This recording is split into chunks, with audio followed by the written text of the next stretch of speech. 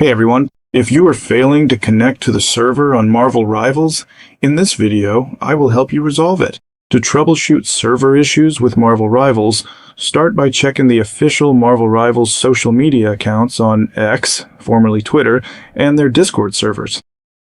These platforms are regularly updated by the development team with announcements about patches, server maintenance, and other news. Additionally, the news section on the official website may provide you with updates about server issues, so it's worth checking for any relevant information. To resolve this issue, if server problems persist, you can try restoring your license. From the home menu, locate the game, press the options button on your controller, and then select Restore License. After completing this step, relaunch Marvel Rivals and check if the problem is resolved. Another potential way to fix this issue involves configuring manual DNS and MTU settings. Go to Settings, then Network Settings, and select Set up Internet Connection. Choose your connection type, Wi-Fi or LAN cable.